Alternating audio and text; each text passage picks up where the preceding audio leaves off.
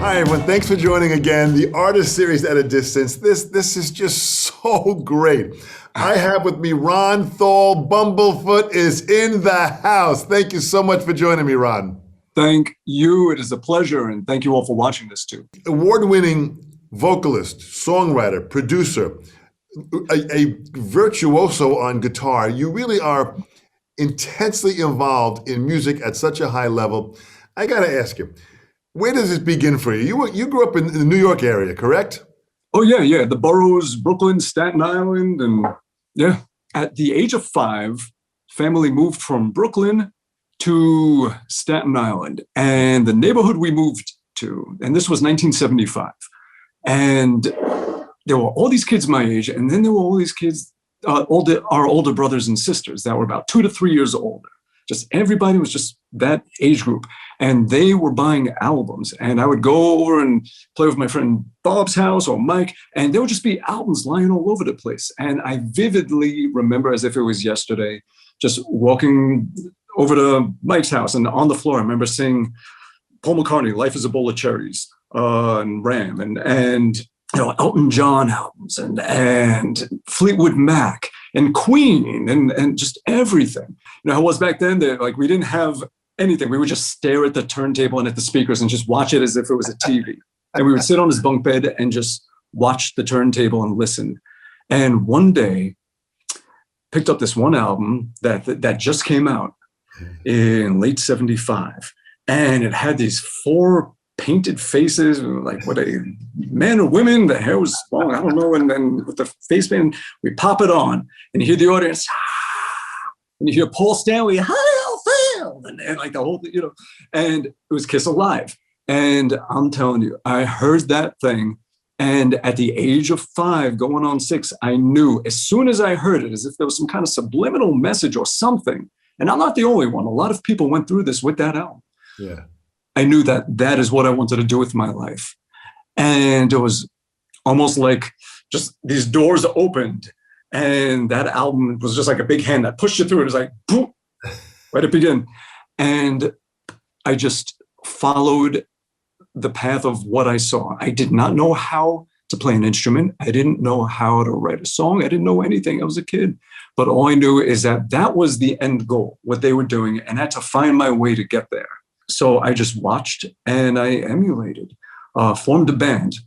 First band was called Viper 5. There were 5 of us, and drew a logo in crayon on a big sheet of, what was it? Actually, it was a white curtain, and it was a snake and shaped like a number 5. And there were 5 members of the band. Of course, the only thing I knew as far as what were members of a band was from watching Partridge Family. So Reuben Kincaid is always driving the bus, and he's like the manager, the road manager. So I figured he's part of the band. What do I know? So the band members were me, my brother, my neighbor Tom, my neighbor John, and my neighbor Fred. And our instruments at that time, originally I wanted to be a drummer, but my brother wanted to be a drummer. He was 2.5 years older, had much better motor skills, going on, at 8 years old that I did at 5 3/4. So he did a test. Said, okay, we're going to play a drum roll on our knee, and whoever does it faster gets to be the drummer. So I do it with my, and he's 8, so a little smoother, a little better. He became the drummer, which is a good thing, because to this day, I'm still an awful drummer. I could maybe get through the beginning of Jamie's Crying. That's about it. Or I could try Bruford, That's about it. 5% nothing. So he was the drummer. So I wanted to be a bassist, because Gene Simmons was a bass player, and the spitting blood and the breathing fire and the wings. So that was my thing. But again, going on 6 years old, my wingspan was shorter than a bass was, and there was no way I could pull it off. I wanted to get music lessons and wanted to get bass lessons. And I went to a local music shop where they gave lessons, and the guy looks at me as a little kid. He's like, I want to play bass. He was like, they didn't have any kid-sized basses, but they had kid-sized guitars. So he told me that in order to become a bass player, you have to take 2 years of guitar lessons on a kid-sized instrument, and then you could graduate up to bass. Now, looking back on it, being the skeptic that I am, to me, it looks more like he wanted to secure himself 2 years of guitar lessons at his shop and sell a guitar. And that's what he did. So I went through the Mel Bay books, book 1, book 2, book 3, and then started on jazz theory and classical and all of that, and just kept expanding. While that was going on, I had my band, and we were writing songs, and we were learning how to record. In the very beginning, before I even took lessons, I was just figuring it out. In order to record, I had a cassette player in the corner of the room. My brother had a Bugs Bunny drum set he got at Sears. I remember it had Bugs Bunny, like with 2 fingers, like it was a cigar with a carrot. And I said, "What's up, Doc?" And right on the kick head. And he was about, a dozen feet back. We had our little kid-sized nylon string guitars, me and John, and we were maybe a foot away. And that's how we got levels from distance, old school, 1930s. And we would record the music that way. John, he had the same exact cassette recorder, coincidentally, that we did. And I remember it was just, typical, the rectangular one that could also stand up somehow. And that one, after we recorded, we would press play. And then about 2 inches away, even then we knew proximity effect would be too woofy if it's too close. So we would have it about 2 inches away. And this one would be recording. And we would put our faces next to it and we would sing.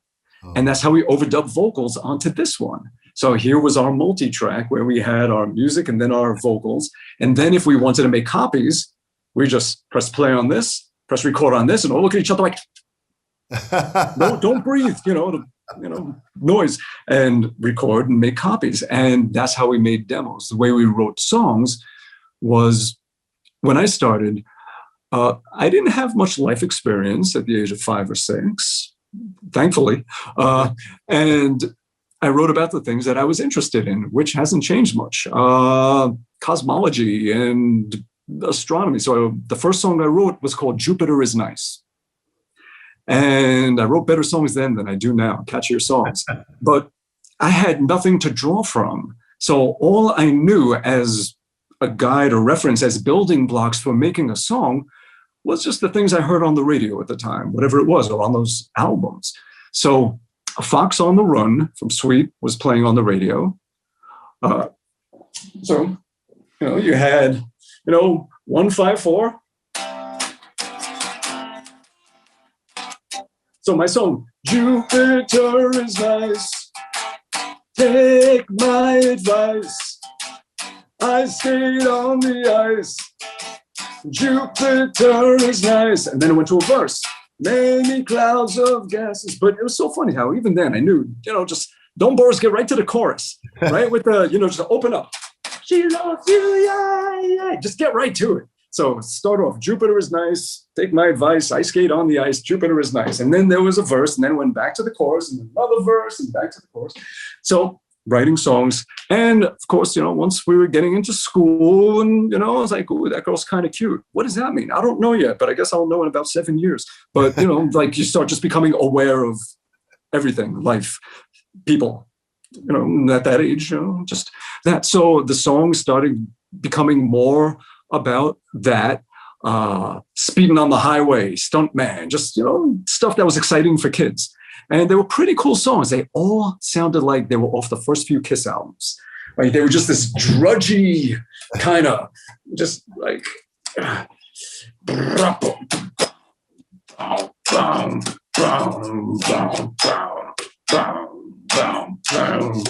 you could picture the beat like with just like a leg and a cowbell.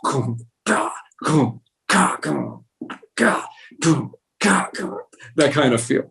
And and over time, it was, the interesting thing is that I learned such valuable lessons looking back on it.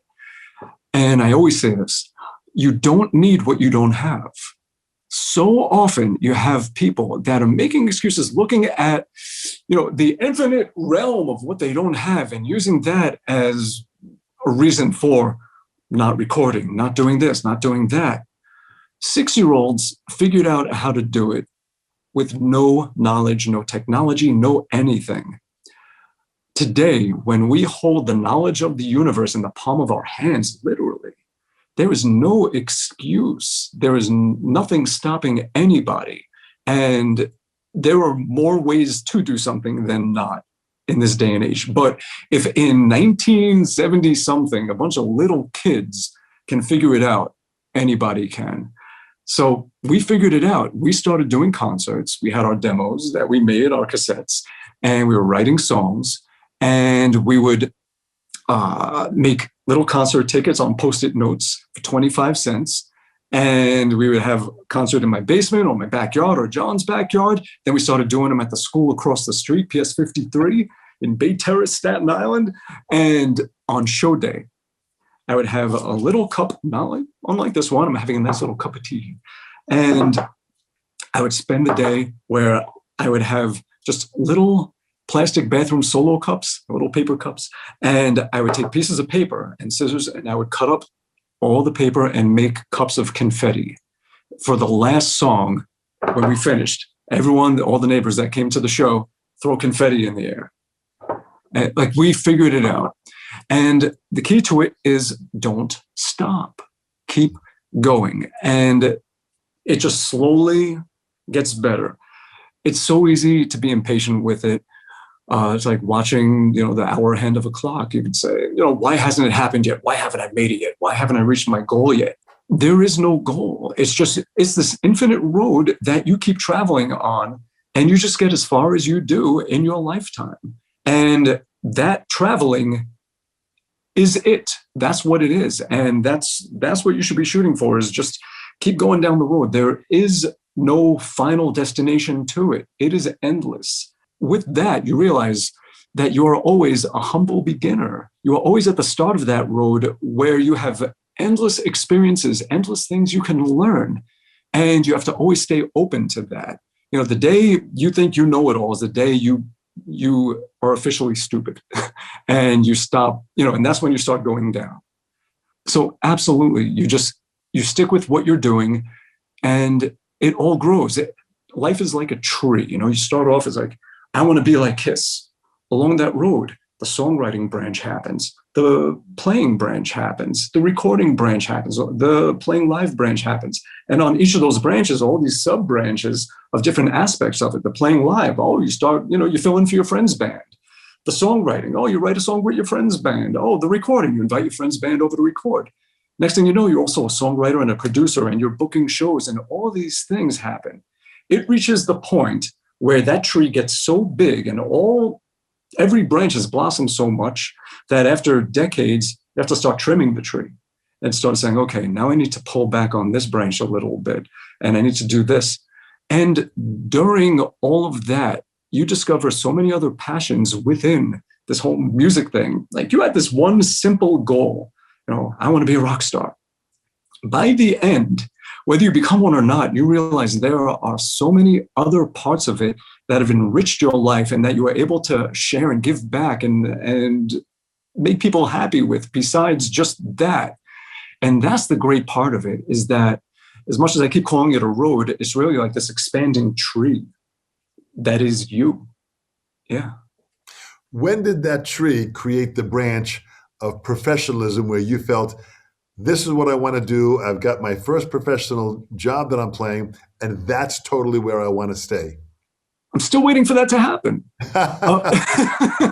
Well, that's the funny thing about it, is that there are these little milestones that happen where you could say, or even big ones, where you could say, okay, at 14, when I played my first bar, that might be the start of it. Yeah. It was maybe 21, 22 when my first, something came out on CD on a record label.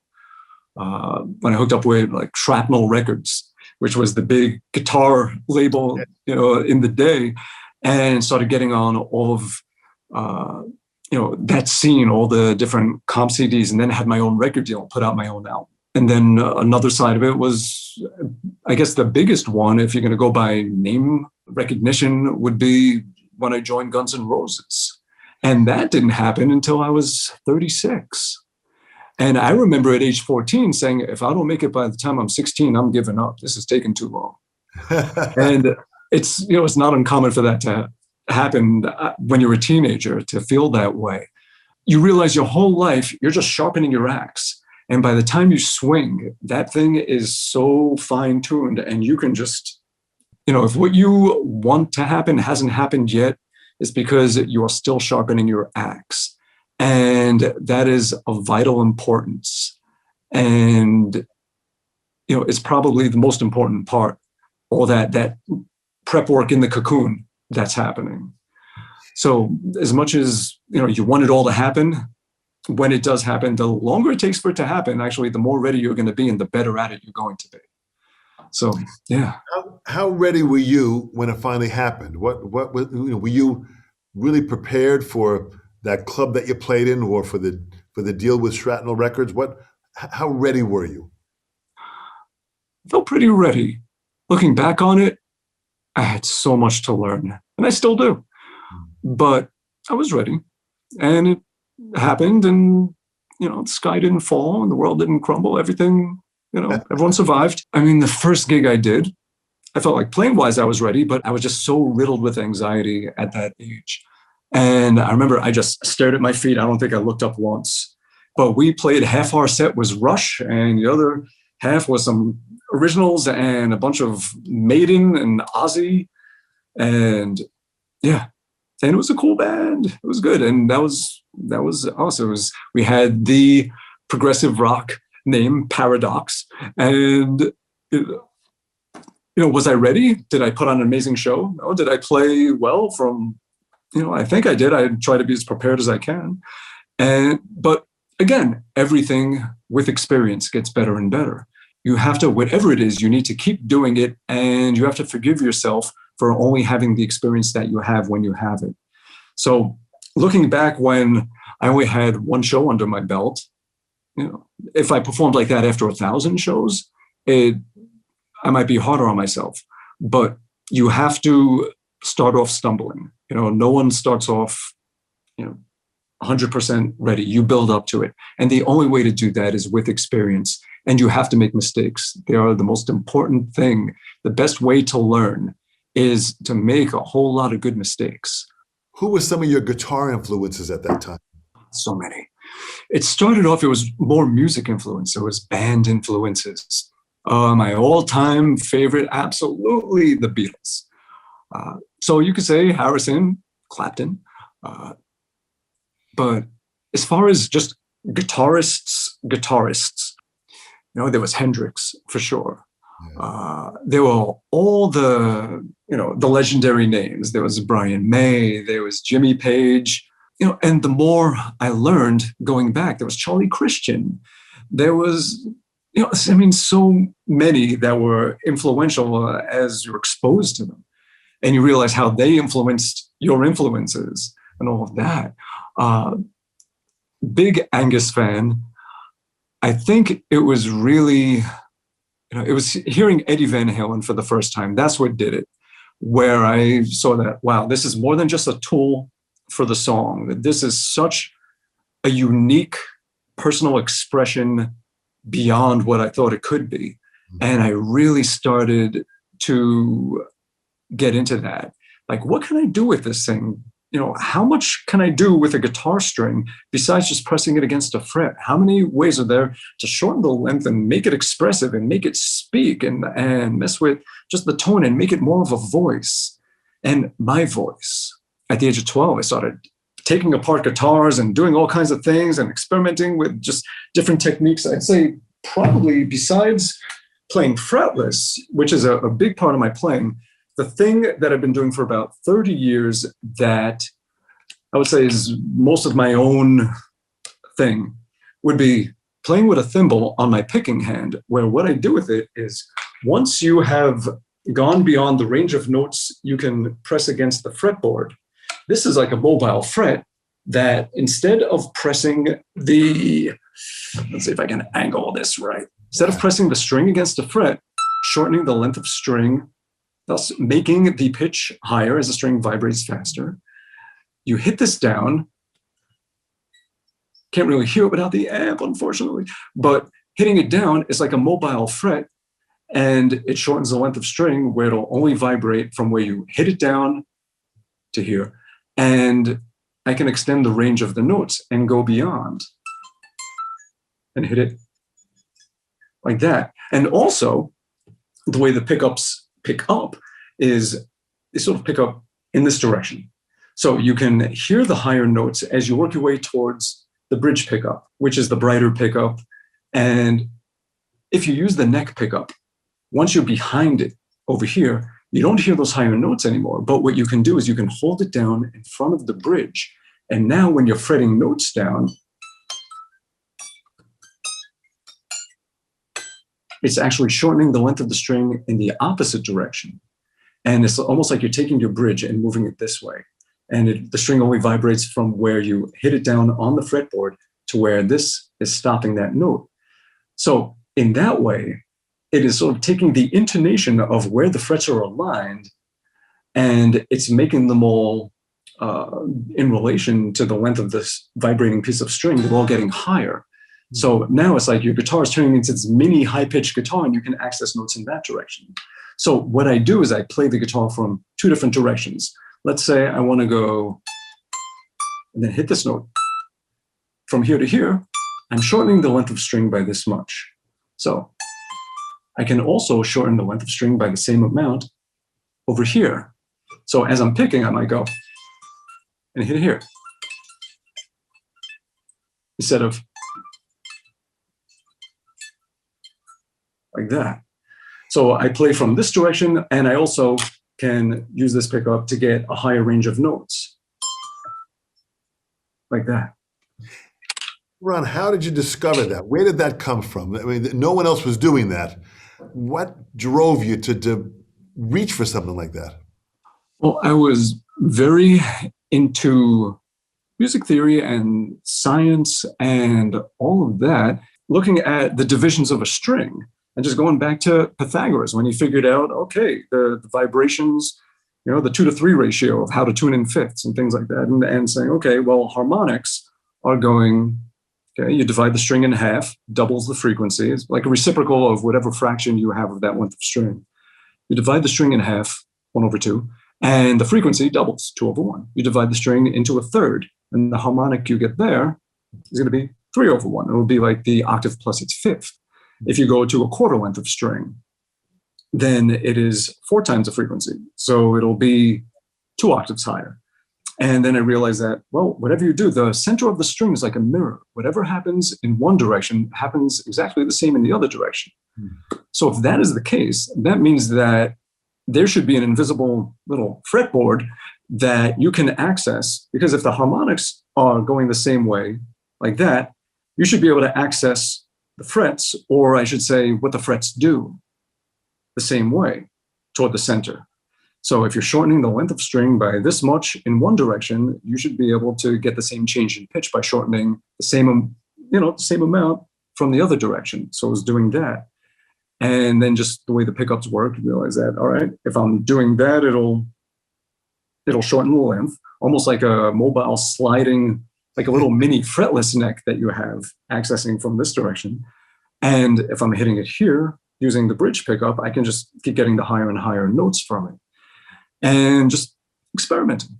Yeah. Just from, I guess, taking apart guitars and putting them back together and making a lot of mistakes when I tried to make my own necks and come up with these crazy concoctions and realizing about distance and all of these things. Yeah. There's a level of science and physics involved in this. It is just, it's the matrix. It's the green gobbledygook behind it all. And once you get to know that stuff, you can not only appreciate it, but appreciate what makes everything that we see and hear and experience. Yeah. So what was the first job that you had that you were hired on? Was it Asia that came on that really kind of opened up the doors for you? Oh, that was actually more recent. I started doing, I was doing my own thing, and I was always just all about that original vision of that 5-year-old, which was, I want to be in a band where you know people on a first name basis, and those names have a musical meaning. John, Paul, George, Ringo, each one gives you this sense of not just who they are as a person, but what they sound like and what they contribute, that ingredient that you taste in that one of a kind, only happens once in the history of all existence bowl of deliciousness. Every once in a while I would get an offer and say, hey, you want to join this band? You want to join this band? I'll say, no, I want to have my own thing that has that. But it never really happened. It didn't. I felt like I was giving my part. I was being as much of an ingredient as I could be. I was trying to hone who I am to make sure that I can give 100% and just be a flavor that people are going to taste in the music. But it's hard to find people like that when you're a teenager, when you're in your 20s. It's hard to find. And God bless the people that did and that, made music history. That wasn't in my cards. So I just kept doing my thing. I was making what turned out to be solo records, really. Started off, I did an album called The Adventures of Bumblefoot. Now that name, my wife is a veterinarian. And when she was studying in veterinary school and I was helping her study, we came across this ulcerative pododermatitis, also known as bumblefoot. It's something chickens get. And one of the treatments is you could rub hemorrhoid on their foot in hemorrhoid cream and wrap it in a ball bandage. And the whole thing was so weird that, me and my toilet humor brain, I was like, oh, I got to write a song called Bumblefoot about a superhero. And I did. And then when I had my first full record deal on Shrapnel Records, every song was named after a different animal disease. Bumblefoot, Orf, Scrapey, Blue Tongue, Fistulous Withers, Strawberry Foot Rot, Ick, like all different rinderpest, whatever I could find. And tried to write songs that I felt matched the names. So did that and put out 2 albums on Shrapnel and then started my own label because I just wanted to have creative control and make sure that the music was always available. And I wanted to jump on this new thing, which was internet distribution, in the later 90s. You put these songs together. Did you start your own, publishing company? How did you organize yourself business-wise? Early on in the mid-90s, I signed up for ASCAP as a writer and a publisher. After Shrapnel, I had my own record company and I got distributors, like real distributors in different countries and doing all of that. And business was good. For the first time, I was actually, making something back from making albums. Which, of course, as a musician, is not about getting rich. It's about reinvesting so that you can do even more with your music. You're still living on a, cup of soup every day, but you're putting everything into that music to make it expand and grow. That's your baby that you want that to have the good life. You're a minimalist and everything goes to that. So I started licensing the music out to like every MTV show you can imagine, VH1, and started doing tons of that. Every day, and to this day, it still continues. I could turn on the TV and I'll hear something that I did.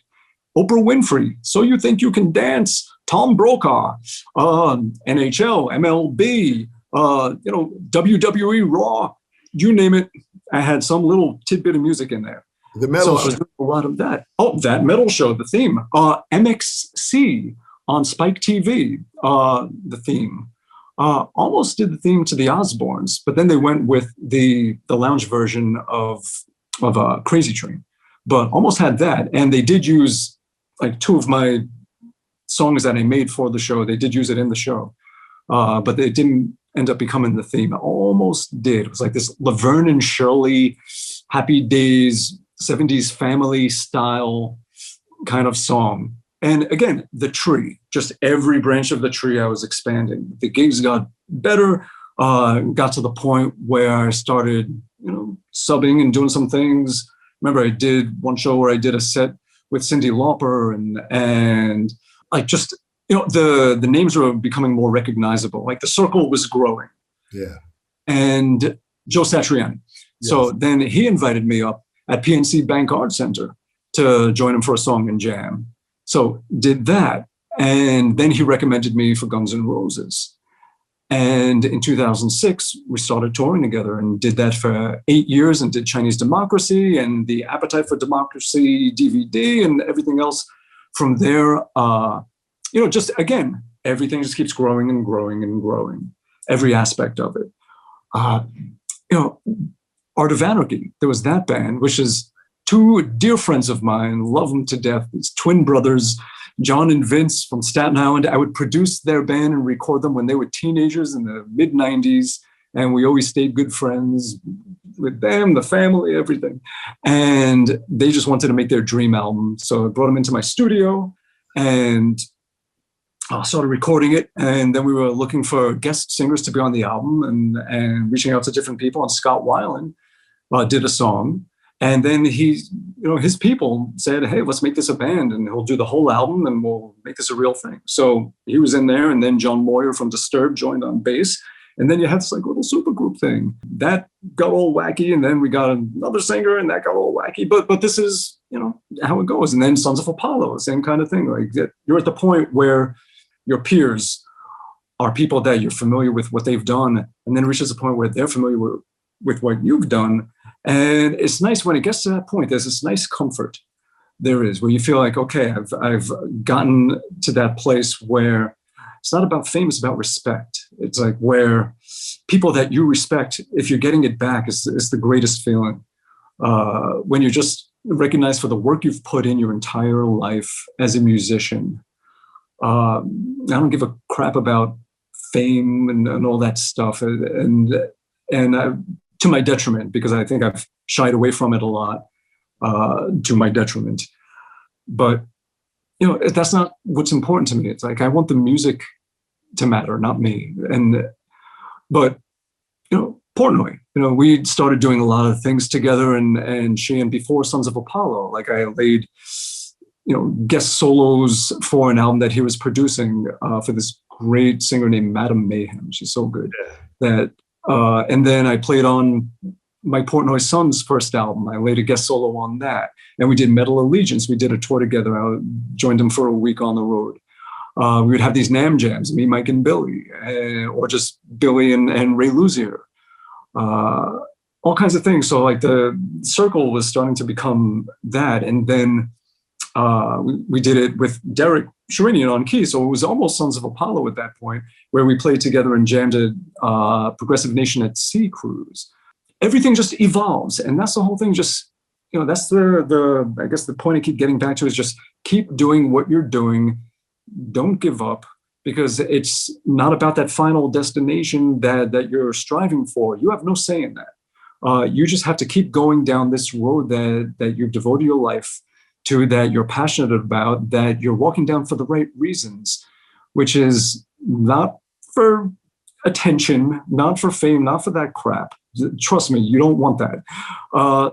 What you want is to, as simply as I can say it, make people happy, where you're leaving something that after you're gone, you'll still be making people happy with what you've created, what you've left for the world, what you've made for the world, and for the people that you've inspired and that you've helped launch, for them to do the same thing, whether it's teaching or producing or whatever it is. That's what it's about. And you realize that over time. At least for me, that's what I've realized a while ago. Yeah. It's interesting, as a performer, you have done just that. You have played with such a wide variety of artists.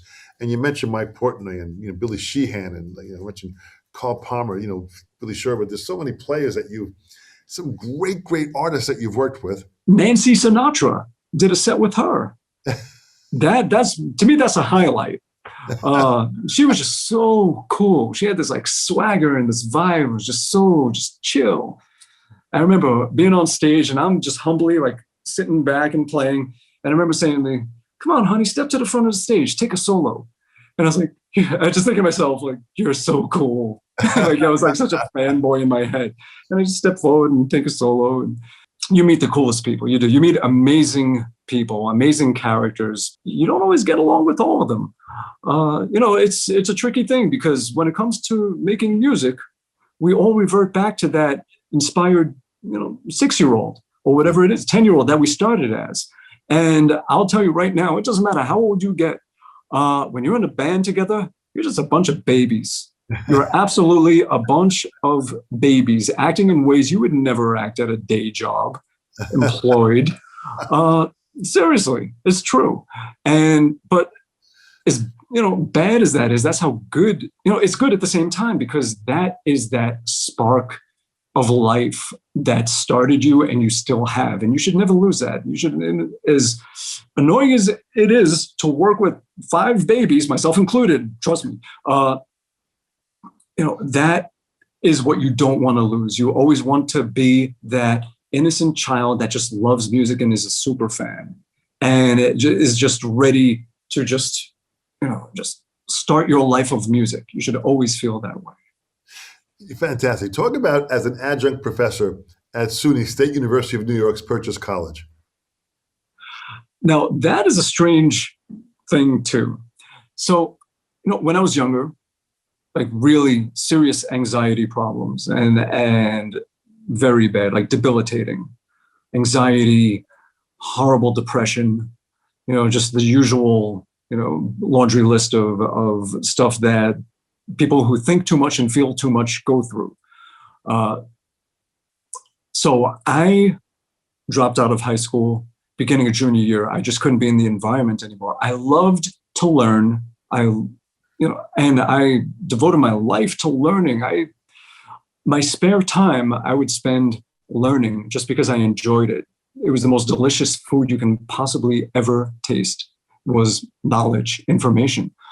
And I would study everything and learn everything, computer programming on my Commodore 64, learning basic language and making my own sprite colliding, space games, trying to make my own version of Laser Blast and things like that, and studying electronics, knowing, what the colored, circles on transistors meant and all of that stuff. Just, I love to learn everything.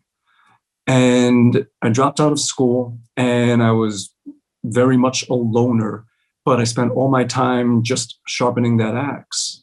I would teach music, and at that point, I had already been studying for a good 10 years and knew a lot. I knew enough where I could teach. So I started just giving guitar lessons to neighborhood kids that were just starting out. At that point, I had already been doing it and kept on going. And then it became, teaching at a music store. And then, remember the Sam Ash Music Institute, Sammy?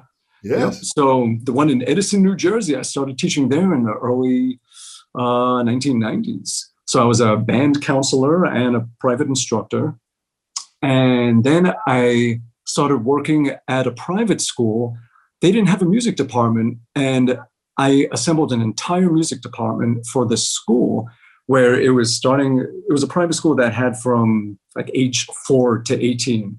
Yeah. So music for children, to music history, and teaching kids quarter note, half note by stomp, stomp, clap, that kind of stuff, and put together a jazz band and a choir and all of that. So I was doing that, and one of those tree branches was I started guesting under a fake name on lounge music albums. And I had two names. One was this like belligerent, angry Tony Clifton type guy named Checkers Goldstein, who was kind of losing his faculties a little bit, screaming at the band, that kind of thing. And the other one was Tom Jonesy kind of guy named Herbert Ruffles Lovecraft. And I would do these lounge albums under these pseudonyms. And the guy who was like the executive producer of these albums he was one of the head guys in the music department of SUNY Purchase College. So for one of the albums, we did a live show there.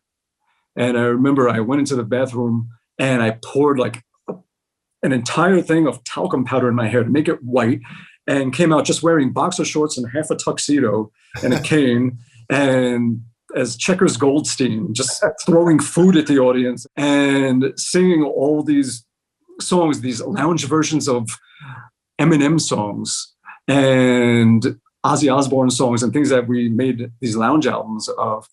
And then I also did a master class. And after that, he offered me to teach. And I became an adjunct professor, and I started like a couple of days a week. It built up to being an actual adjunct professor at SUNY Purchase College, which lasted many years until the touring became so big that I just became a guy who would just visit maybe once a year, once every 2 years, and just spend a day with all the students, giving classes and jamming with them and everything. But we would do some wild stuff. Like for the studio class, sometimes I would just take a few of them out in my car and we would drive somewhere and just listen. and then go back to the studio and say, okay, from what we heard, how do we incorporate that into what we're doing? I remember one time I had them throw either it was a can or a pen or something against a wall and listen to how it bounced. Boom, boom, boom, boom. Okay, you're going to turn that into a song. Boom, boom, boom, boom. Boom, boom, boom, boom. And build on that and create a whole song just to make the point that you don't wait for inspiration. Everything you see and experience and hear and smell and taste and breathe is inspiration waiting for you to acknowledge it and do something with it.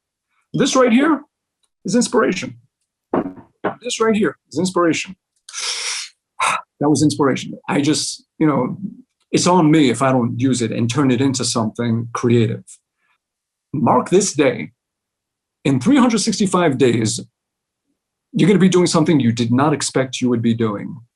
And remember that. Remember that if you count back exactly 1 year, you would never think that we'd be having this conversation right now, or I'd be making this guest album with somebody that I'm making, or doing whatever it is. Yeah. It's incredible. What are the Bumblefoot music camps? Yes. So I've done rock and roll fantasy camps. I've done a lot of things where I work with the State Department and all the embassies around the world. And I would go out and we would do these music programs that sort of just unite, different types of musicians and music and different things. I would give classes. I would do concerts with local musicians in different styles of music, their style, US style combinations. And, the government knows that politics divide, but music brings those same people together. And that's my job. And go out and bring people together. That's what musicians do. I had to laugh. I think about it. I was in Bahrain, and it was a bunch of Saudi Arabians that took the long causeway out of Saudi Arabia to go to Bahrain to party. And I'm playing a biker rally in Bahrain with a band that's from Dubai, originally from India, great friends of mine, great band called Point of View, great rock band. And we're all playing together, and I'm crowd surfing. And I'm thinking to myself, I'm a Brooklyn Jew in Bahrain being carried by a bunch of Saudi Arabians. Only music can bring all this together where we're celebrating and we are just one hug fest. And only music can do that, where we are just stripped of all the layers of labels and differences or whatever. And we are just common souls that are just thriving and glowing. That's what music does. So to answer your question, doing a lot of music camps and a lot of these things and just loving teaching and just feeling like just 1 hour is not enough. I need a week.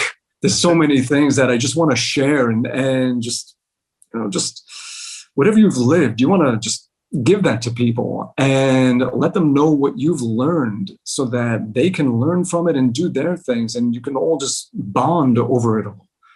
So started doing my own music camp, Bumblefoot music camps, which covered everything. And we would have a local charity that we would do a show, all the students and a house band and me, and we would learn a bunch of songs, and I would organize who's playing which songs and all play together as a fundraising show. And we would do some sightseeing, and I couldn't do it without a good friend of mine named Owen Johnson from a band called the Midnight Preachers. Wonderful musician, great band. And he's my partner in crime out in Ireland that is doing all the groundwork out there that makes it happen. And even from doing these camps, he started his own company where he's going to be doing other camps for other people. And so, he has all these great locations, and those are all the good castles are and all this stuff. And he is so well versed in the history of Ireland and has so much to tell and is fascinating. And he's a great guy and a great musician. So now from that, he's starting to do more camps of all different things. He's planning one for a great producer, a producing camp. He's got a studio locked in, ready to go and everything. So where do you think you learned your business skill? Because putting this all together and maintaining this and developing all this, the performing, the adjunct teaching, the camps, the hot sauces, all of this has to be organized. Has to be organized. I mean, are you a disciplined person? Yeah. And you learn from, well, the music business. 99% of it are people that are just full of crap. I'm telling you straight up, let me stare into this camera. 99% is BS. Because think of it this way. I want to become a manager. All right. I want to become a music manager. So ready? Now I'm a music manager. That's it. I'm a music manager. I'm going to manage your band. Cool. Oh, I actually convinced that person that I'm a manager. So I'm managing them. Good. I got my hand on that vine. I got to get my hand on another vine. So I could, swing through this thing and just leach as much blood as I can to survive. So, yeah, I'm a manager. I manage these guys. Oh, you do? Wow. Okay, cool. Boom. Go to the third one. I'm a manager.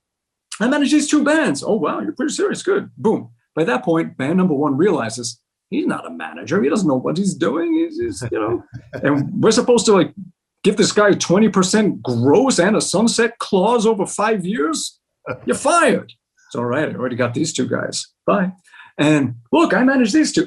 The music business is full of people like that are just these manipulative survivalists that prey on passionate people. And there's a whole lot of that. So you learn by getting screwed. The best education you can get. You can take 4 or 8 years of college, but until you're getting screwed by the music business, by some nonsense record label, by a manager, some producers that aren't really producers, they just get paid to sit on the couch while you're doing all the engineering, and they just sit back eating on someone else's dime saying, do it again. Well, what should we do different? Just do it again. Without a creative bone in their body, you learn what not to do. And it's important. It's very important. You should understand what every job, what every task entails, so that you know when someone's not doing their job. You should know how to manage. You should know how to book. You should know how to be a tour manager. You should know how to be a publicist. You should understand publishing and song placement and pushing that. You should understand all of it. And you should have some experience in it so that you know when someone is not doing their job. Because what you really want, what you hope for, is to be the dumbest person in the room, surrounded by people that are experts and so much more qualified than you in all the tasks that you've delegated to them. At the same time, you have to be very careful. Do not hand them the keys to your kingdom, because they will take advantage and they will steal. Boy, it sounds like this is great advice for this next generation to heed every word that you're saying. And I want them to really kind of listen to what you've just said, because that's great advice for what they can do to pursue their dreams and to continue to persevere. But they have to earn it like you did. You've earned it. I mean, you've gotten some of the greatest awards and acknowledgments. Guitarist of the Year. I mean, you've got, the best guitarist of 2017. You've got some really great acknowledgments, which you earned. You put the hard work in to earn them. Let me ask you this final question. What motivates you? What drives you? Let's talk about what gets in the way of it, because it should be something that you feel all the time. So instead of saying what motivates me, which is just being able to get up in the morning still with a healthy body and being able to do what I do and learn from all the mistakes I made and feel like I've gotten better at what I do and have more to share with people and so many things. I mean, I study a ton of Stoic philosophy, so I'm well aware of mortality and negative visualization and that's a whole other conversation. But I would say first look at the things that can get in the way of all of that. That's the bigger question. Working too much, working too hard. Don't be a slave to it. As much as we need to be as proficient as we can and prolific as we can, do not do it to the point that, one, you feel like a robot where you just become this machine that does it and it becomes so dialed in that you're not even really there anymore. So a good way to battle that is when you're doing shows, do different types of shows. You know, I still do a festival once in a while, big ones. And the next day I might do a clinic where I'm face to face with just 20 people in a room. I found that when I was playing a ton of festivals and this huge stage, and then the big moat where, you know, the photo pit and video pit, and then the guardrail, and then the sea of heads that just turn into this purple grayish discoloration horizon. When you're not face to face with people, when you can't smack their hands, you can very easily tune out and just do it. And if you get too used to that, the next time you're playing a small club, it is scary. Like, oh my God, this is too real. Yeah. It's like they can smell my breath. They see my face. They know if I'm faking it or not. And you want to stay diverse in the kind of things you do. And also, don't gauge your success or your value in any way by the size of the audience. That's a huge mistake that people make, especially once they've played in front of big audiences. They feel like once they've played in front of 100,000 people, if they play in front of 100 people, they've failed. No, nothing takes away what you did, that level of what it is. And you haven't failed if you're now doing this, because nothing is forever. You're not going to play 100,000 people forever. And you have to acknowledge that. But you hit the top of that mountain and you planted your flag. Good for you. Now climb down and appreciate it and enjoy it. And enjoy that you did that. Nothing takes that away. And you might be doing it again. It's really not up to you. It's up to the rest of the world. The only thing that is up to you is being genuine, being authentic, being legitimate, giving the best version of you that there is, and doing it for the right reasons, for the love of the art that you make and the personal expression that you want to share, that's something true and real. That's what you want to do. And if 100 people come to your show and you're doing that, great. If 1,000 people, great. If 10, great. If 1,000,000, great. Whatever it is, it's not up to you. But that part of it is. And that's the part that if you're doing that, you have succeeded as being a good you. And that's all you have. Everything else is out of your hands and it doesn't matter. But if you're playing in front of 100,000 people and you feel like a fraud and you feel like a phony and you just feel no light inside and you just don't feel any spirit to it, and you just wish you were not there, then something's got to change. And a good way to change that is to stay diverse and keep it fresh and do different things and don't attach some sort of false sense of ego to all of that. You're not a god and you're not a devil. You're a person that, you're a child. You're a little innocent child that loves music. And that's what you want to keep in the core of who you are. And don't let all the other crap destroy that and cover it up and bury it.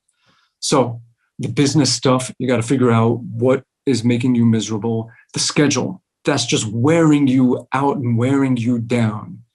If your booking agent is very inconsiderate of your health and is making routing that is exhausting you and the band after 2 days, and you have 2 more months of this, that's got to change. And you need a new agent, one that realizes that you're not a workhorse that you're going to beat to death and then shoot.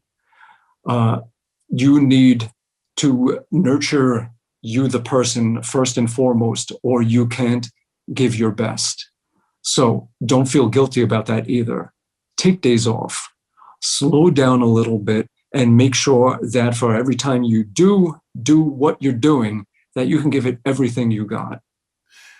Well, I must tell you, Ron, what I'm so impressed with is that you seem to have totally maintained that childlike enthusiasm that you had at a young age. Through all these years, you've maintained that. You wear it on your shirt as a badge of honor, man. This is so great that you go out there and keep that young childlike greatness is still alive and well, and you do that so well. Thank you so much. Thank you. I am unapologetically a big dumb child. Yes. And I am happy about that because I've been everything else and I would rather be this in the end. Yeah. That child is inspiring so many people. Keep doing what you're doing. We thank you so much. The Artist Series at a Distance. You have been fantastic, Ron. Absolutely fantastic. Great inspiration. Keep doing it. Stay safe. And hopefully at some point, I'll see you in person. Absolutely. Definitely. Be healthy, be happy. And thank you all so much for watching this. Thanks. Dom Famularo here, the Sessions panel. This is so exciting. Thanks for watching. Thanks for subscribing. Click the subscribe button to be a part of what we're doing. The views help us tremendously. All of your comments, we read them and react to them. This is incredible. The support you're giving us is great. The Sessions panel. We'll see you real soon.